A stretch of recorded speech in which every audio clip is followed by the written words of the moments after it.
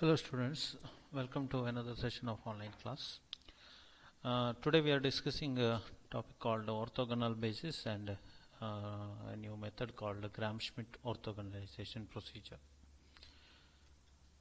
So our objective is define what is orthonormal, or what do you mean by orthogonal matrix, advantages of orthonormal basis. If you create a orthonormal basis or orthogonal matrix Q, what advantage do we have, and also we'll see what is the method or the procedure for Gram-Schmidt orthogonalization, and we'll discuss how to factorize a given matrix A into Q, A equal to Q into R. So what is the benefit of that? Also we'll discuss some problems related to this. So orthonormal vectors are actually orthogonal vectors with some special properties. We have seen orthogonal vectors, right? If each vector is perpendicular to another vector, then all other vectors, then all those vectors are called orthogonal vectors. Now we will define a new term called orthonormal vector, which is orthogonal and its length is 1. So it can be defined as the vectors qn to qn are orthonormal if qi transpose into qj, that is inner product, is 1. Inner product is 1 when I equal to j, means qi transpose into qi, or norm x qi square is 1, means length is 1. So that comes the orthonormal part. And qi transpose qj is equal to 0 for I not equal to j, means two vectors, their dot product becomes 0, means they are perpendicular to each other. So a vector which is orthogonal having length 1 is called a orthonormal matrix vector. That's a simple definition. Now if you put that all orthonormal vectors in a column of a matrix, then we can call that orthogonal matrix Q. So Q is actually the column consists of columns as Q1, Q2, Q3, Q etc. Qn. Now if Q is the orthogonal matrix, then it has some special property. One is we can say that Q transpose Q. So what is Q transpose? Initially Q had columns as the vectors, right? Q1, Q2, Q1. Now Q transpose will be, row will become the orthonormal vector. Now if Q transpose into Q, if you multiply, what will happen? Q1 will be multiplied with the Q1, means elements of all the Q1. What it will produce? It will produce an identity matrix, because in Q1 not and all elements are there. They will constitute, make a product, the product will be 1, and all other cases the product will be 0. So as we discussed, the Q1 into Q2 will be first row into second column will be 0, first row into third column will be 0, etc. First row into last column will be 0. So similarly Q2, if we take the second row into first column will be 0, second row into second column they are same, so the value will be 1 and all other 0. So like that, nth column and nth row and nth column will make 1 and all other will be 0. So it produces identity matrix. So we have seen that any matrix into another matrix gives I, means the other matrix B is I divided by A, so 1 by A, or it is called the inverse of the matrix, right? So using that principle, Q transpose Q is equal to I, what we got, that is a very important property. So we can say that Q transpose is actually Q inverse, because if you multiply a matrix into its inverse, you will get a identity matrix. If Q is a square matrix, then we can say that Q transpose is Q inverse. If a Q is not a square matrix or a rectangular matrix, then we call that it as a left inverse of Q. So what is the advantage if you have a matrix like a Q is there?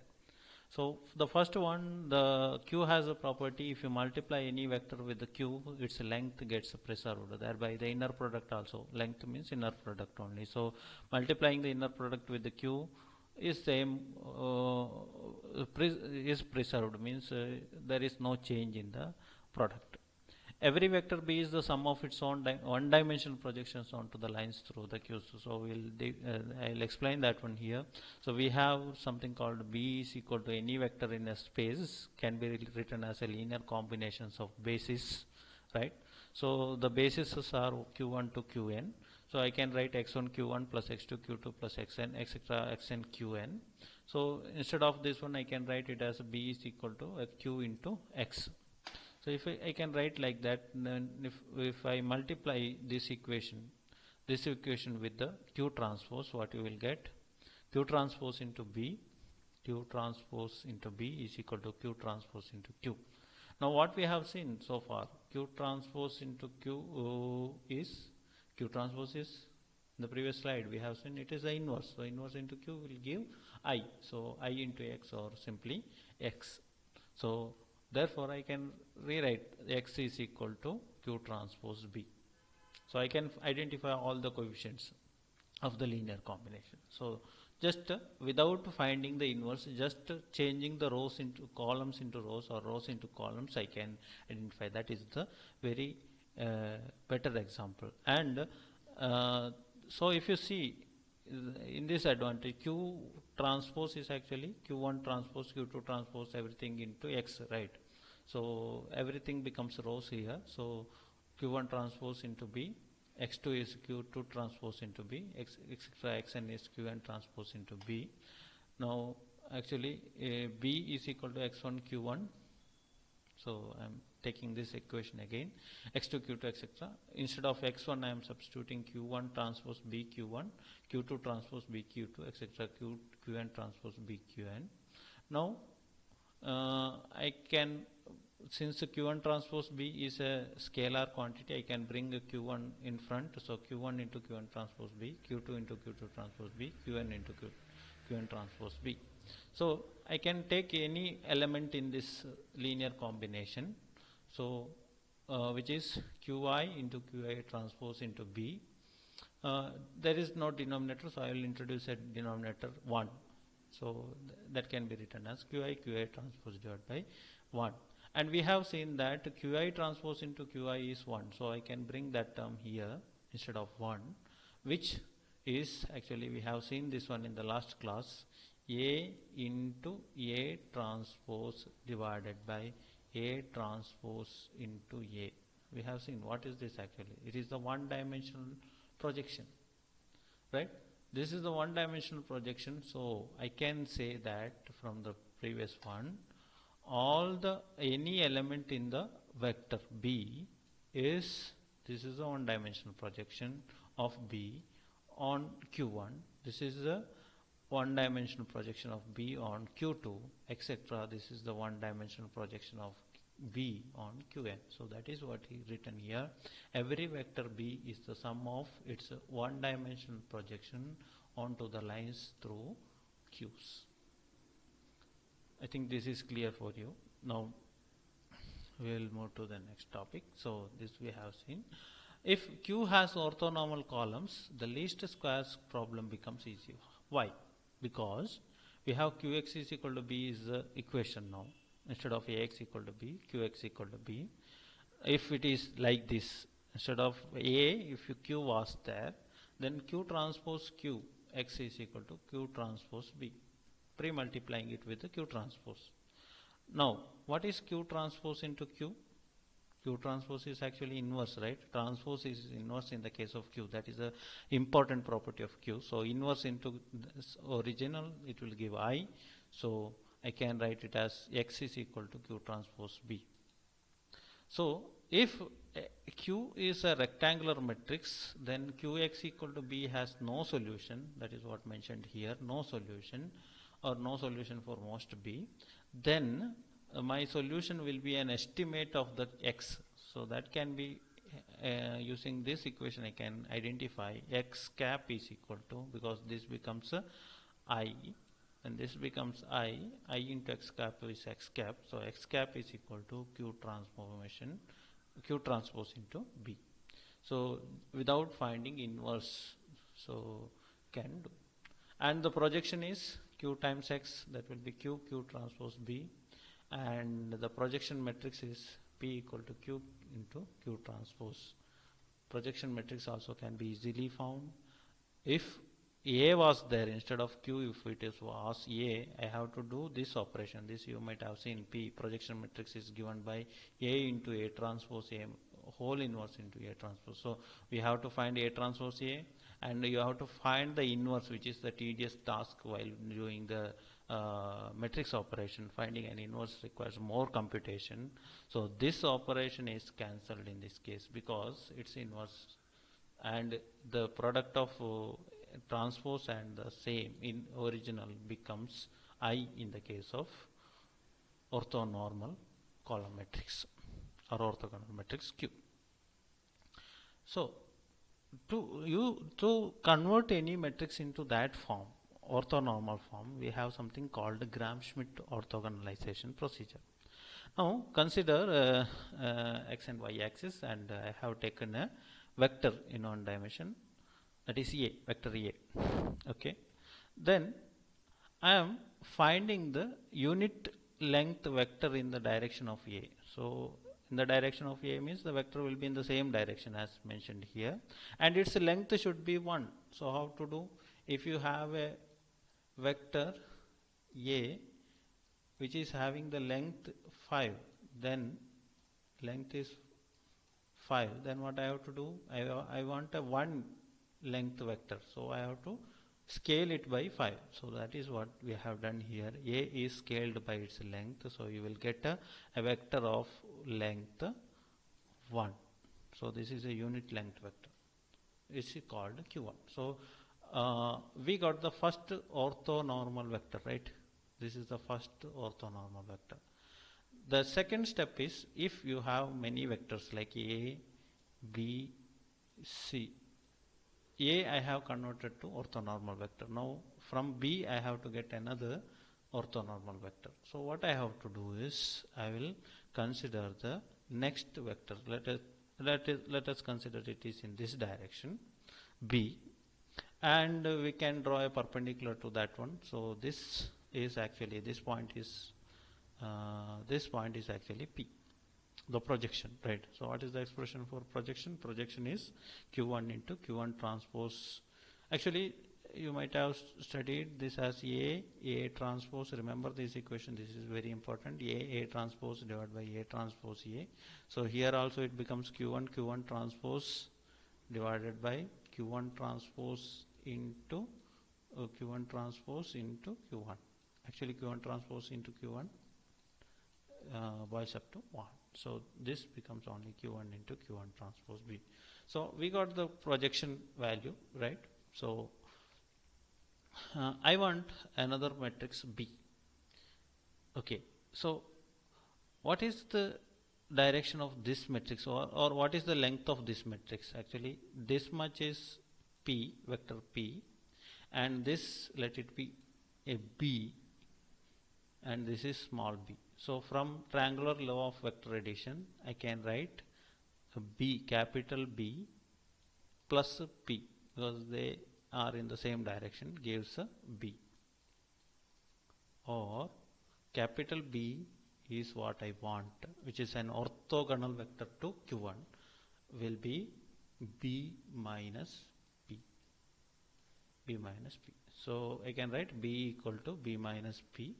And what is P? P is B minus Q1 transpose B. So this is the very important equation which leads to the Gram-Schmidt orthogonalization process. If you take first vector A, from that you derive Q1 just by scaling. Second is take a vector B, from that you have to derive Q2. Q2 is a unit length vector, but before finding Q2 we will find vector B, which is B minus P, which is given by B minus Q1 B, or Q1 into Q1 transpose B, right? Q1 into Q1 transpose B. So Q1 transpose B is a scalar value times a vector Q1 gives a vector P. So this is the expression. So So this is not a unit length vector because its length may not be 1. So it is a orthogonal vector but not a orthonormal vector. We want a vector which is perpendicular to q1 and it should have a length also 1. So what I can do is I can draw another vector in the same direction having a length 1. How to make a length 1? You divide it by its total length or scale it by total length. You will get the orthonormal vector. So now q1 and q2 are the vectors perpendicular to each other and they have the length 1. So q1 and q2 are orthonormal vectors. So we can extend to multiple vectors. Now we want a third vector. For example, if you have a vector c, I want to convert it into orthonormal vector. What I have to do? As per we know, B was B. From B I got capital B as B minus, it should be perpendicular to q1 means q1 transpose B times q1, right? Or q1 times q1 transpose B, right? So if I want a vector which is perpendicular to both q1 and q2, then that vector minus, as we did in this operation, similarly here we want the third vector. So C minus q1 into q1 transpose C, which is the projection of C on q1, and q2 transpose C, q2 into q2 transpose C is the projection of C on q2. So if you subtract these two, you will get a vector which is perpendicular to both q1 and q2. Now capital C will be perpendicular to q1 and q2. But is this a orthonormal vector now? No. We cannot predict, we cannot say that its length is 1. So what I have to do? I have to divide it by its total length. So it becomes a unit vector. So I can generalize like the Gram-Schmidt process starts with independent vectors a1 to an and ends with q1 to qn. So where first vector is identified using the simple equation q1 is equal to a1 divided by norm a1. So whatever vector is given, the same direction will be that q1. But at a step j, it subtracts from aj its components in the direction of q1 to qj minus 1. Here in the case of q, when I want third, I want to subtract up to q2. If I want fourth, what will be? If you want a d, what will be the expression? Capital D will be small d minus q1 into the projection of q1 on projection of d on q1, that will be q1 into q1 transpose d minus the projection of d on q2 is given by q2 into q2 transpose d minus what is the projection of d on third one? q3 into q3 transpose d. So like this. If it is E, then E minus 1, 2, 3, 4 terms will be there. So up to j minus 1. Fourth means I want up to 3. So that are already settled. So we have found that one. Then Aj is equal to, capital Aj is equal to Aj minus the first one, second one, up to Qj minus 1. Then where Qj is the unit vector, which we derive the next here in the case of C is the third one. So Q3 is obtained by dividing by its magnitude. Okay, so this you will understand while doing a problem properly. Now factorization of matrix. Now we started with the matrix A and whose columns were ABC, and we ended up with the matrix Q whose columns are Q1, Q2, Q3. Now we can say that A is a projection of A on Q1. So I can write A is Q1 transpose A Q1. But whereas B is a projection of Q1 as well as Q2 because we required two terms for finding Q2. So I can write Q1 transpose B Q1 and Q2 transpose B Q2. So where Q1 transpose B is a scalar, into Q1 becomes a vector. So vector plus vector will be vector only. Now can you predict the third one, C? How many terms will be there? 3 terms should be there, right? So C is equal to Q1 transpose C Q1, Q2 transpose C Q2, Q3 transpose C Q3. If we had a third vector D, what will be the expression? It will have Q1 transpose D Q1 plus etc. What is the last term? It will be Q4. When you have 4 terms, you may have 4 Q terms. Q4 transpose D Q4. So that is the expression. Right. So I can write in a matrix form. A, B, C. The column A is obtained by taking the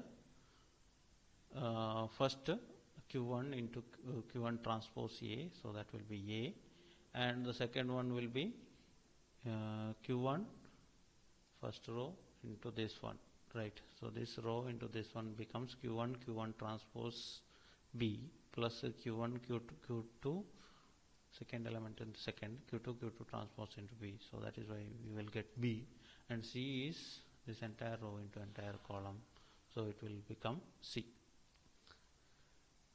So if you see this matrix, this is nothing but Q, and this is a upper triangular matrix. Now normally upper triangular matrix are represented as U, but since we have already one kind of U already used, we use a matrix upper triangular, right sided matrix R.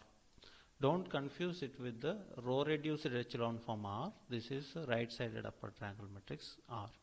So here this is not row reduced form, this is a right sided upper triangular matrix. Okay, R. So a given matrix can be decomposed into Q into R. So what is the advantage of that decomposing? So we have Ax is equal to B, which is a general equation. We want to the if A is a rectangular, we know that if M is greater than N, we know that the this equation is inconsistent, so we can estimate the value of x instead of finding the exact value. We can estimate the value of x. So what we have done is, in the previous class we have multiplied it with the A transpose Ax becomes A transpose B. Now since A is equal to QR, I can substitute QR transpose into QR is equal to QR transpose into B. Now you know the identity, A B whole transpose is B transpose A transpose, so R transpose Q transpose into Q into R is equal to R transpose Q transpose B. Now what is Q transpose into Q? It's identity matrix. So what left is R transpose into R, R transpose into Q transpose B. So since R transpose is common for both sides, I can write that Rx cap is equal to Q transpose B. So this is easy to solve. Why? Why this is easy to solve? Because you have an upper triangular matrix. You have values like this, and like this, into x1,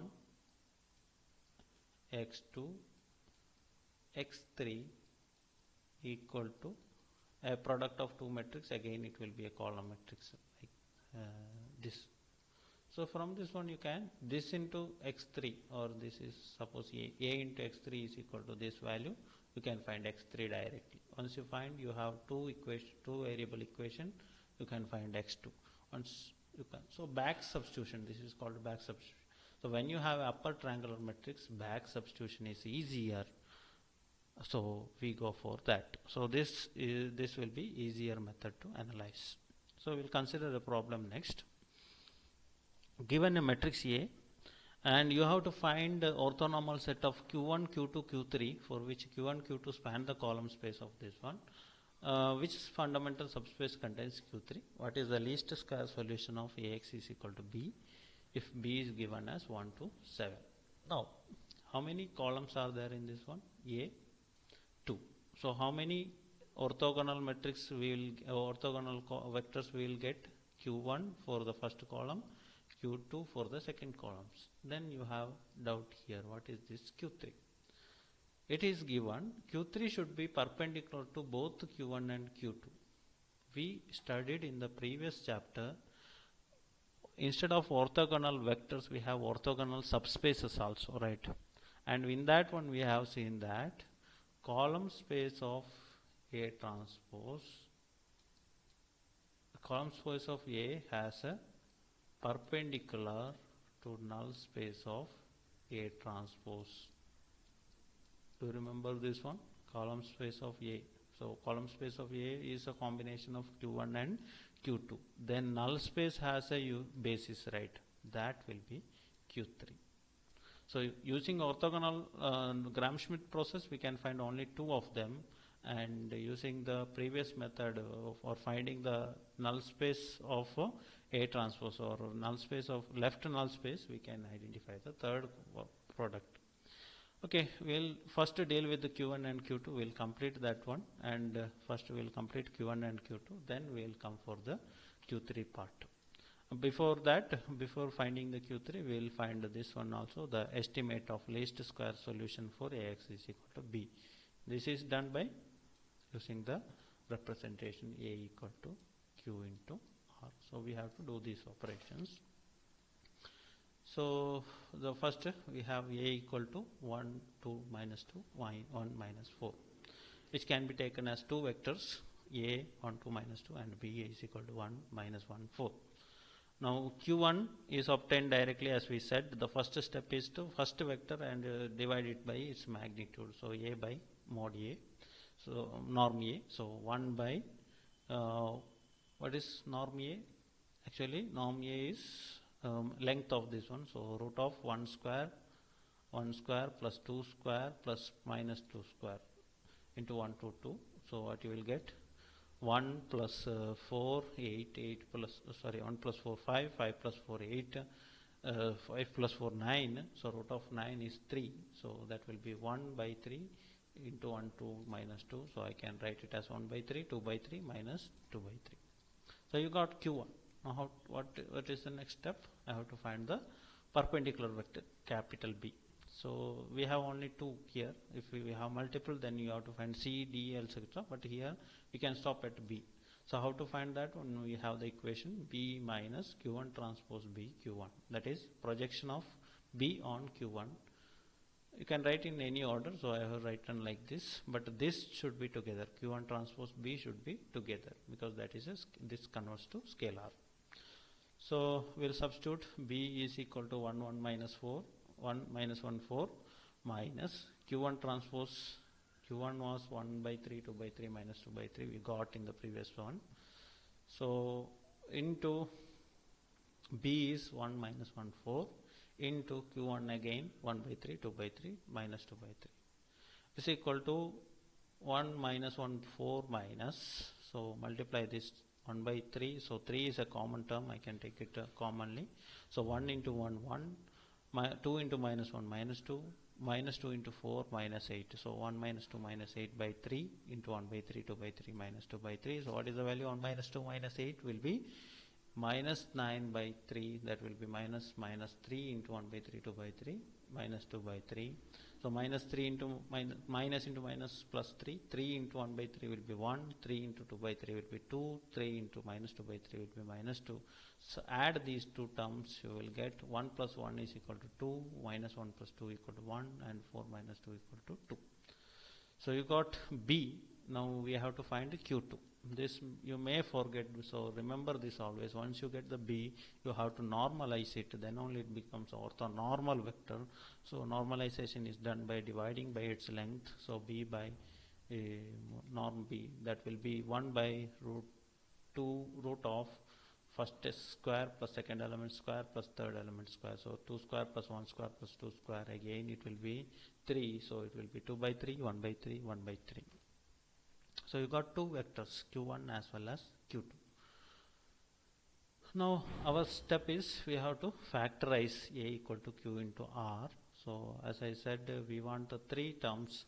The first one, Q1 transpose into A. Q1 transpose into A. For A it is only Q1 transpose. For B it will be Q1 transpose into B and Q2 transpose into B. If you have C, it will be Q1 transpose into A, Q1 transpose into C, Q2 transpose into C, and Q3 transpose into C. So here it is only one term, first term. So 1 by 3, 2 by 3, minus 2 by 3 into 1 to 2. So 3 is common. 1 into 1 plus 2 into 2, 4 plus minus 2 into minus 2 plus 4. So 8, 9 by 3, that will be 3. Next, Q1 transpose B. 1 by 3, 2 by 3 minus 2 into 1 minus 1, 4. So 3 is common. 1 into 1 minus 2 minus 8. So it will become minus 9 by 3. That will be minus 3. And Q2 transpose, as I said, for A only one term. For B we have two terms. So Q2 transpose. If it is C, you may have three terms. Remember like that. One is Q1. If you have C, we don't have here. Don't confuse with that. So Q1 transpose into T, Q2 transpose into C, and Q3 transpose into C. So we got this many. We'll get that. But in this case, these are the three matrices. So I can write Q. What is matrix Q? Q is actually the first column is Q1, which we have got, and the second column is Q2, which is 2 by 3, 1 by 3, 2 by 3. And R is equal to Q1 transpose A, Q1 transpose B, Q2 transpose B, because only 2 we have. So it is a 2-byte matrix. So the values are what we have got is 3 and minus 3 and 3. So we got the two matrix. So A equal to Q into R we can write. Now we have to find the estimate of X. So what we have to do? We have Ax is equal to B, which can be written as Rx cap equal to Q transpose B. So we'll substitute the values.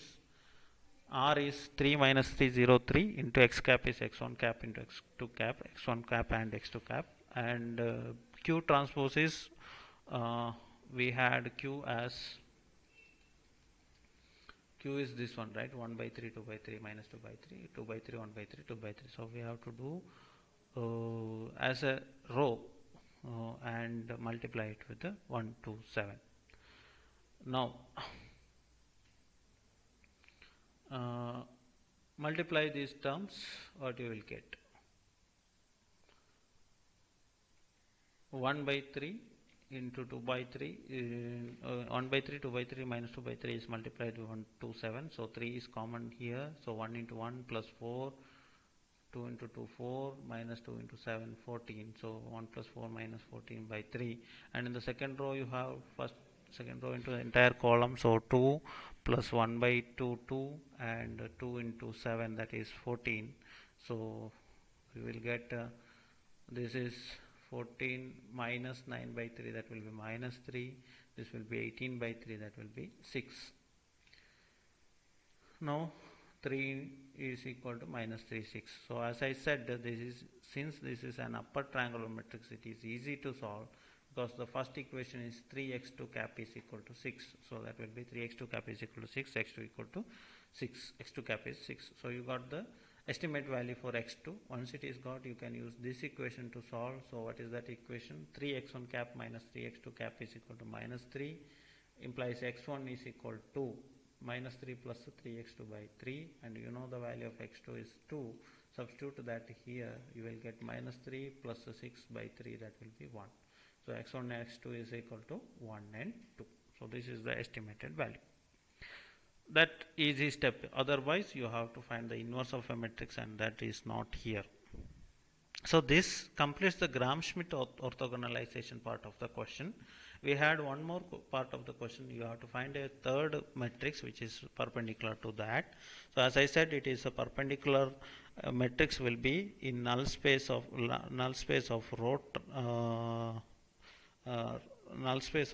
C A transpose. So that will be that. How to find that one? So first you have to convert A into LU, right? So we'll take this one. So what I have to do is, you have to make this 2 as 0, this minus 2 as 0. So I want two row operations. The first one is R2 gives R2 minus 2R1, and the second one is to change this one, have to add R2 with the 2R1. So R3 gives R3 plus 2R1. So by doing this operation, 2 minus 2, that will become 0, minus 2 minus 1 will become minus 3, and minus 2 plus 2 will become 0, this operation, and 4 plus 2 will become 6. So the same we have to represent in L also. So first row no change, second row minus 2R1, so it becomes 2R1, R2 remains same, so 1, 0. And third row operation, what we have done is R3 changes, so this row changes. So plus 2 R1 means actually minus of minus 2 R1. So I have to put a minus 2 here in the position of R1, the column 1, or and R3 remains the same, that is 1. So L we got. Now is this upper triangular matrix is done? No.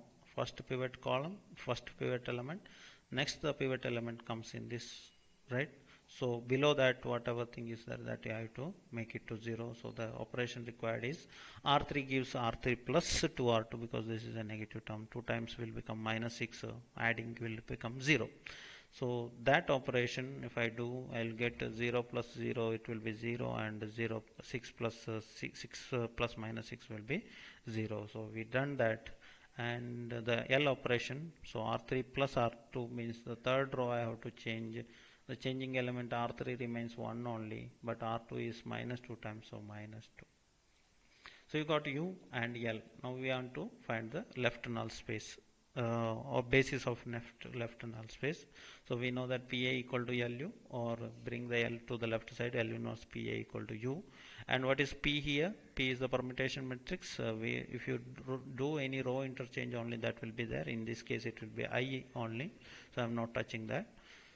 So I have to find the inverse of L. So how to find the inverse of L? So this is the L I have, right? So L, everything in this one will remain same. These elements will change its sign. So here it will become minus, here it will become plus in the case of L inverse. And for this element I have to find the determinant of these 4 elements. So what is the determinant of those 4 elements? Determinant of these 4 elements. 2 into 2 minus 2, 2 into minus 2 minus 4 minus minus 2. So minus 4 plus 2, that will be minus 2. So by doing that operation I will get minus 2. This will become, earlier it was plus 2, that became minus. This was minus, that became plus, and the determinant value was minus 2. So I got these values into A is equal to this one. So which is the element which makes a row is equal to 0? This one. So this is the basis, right?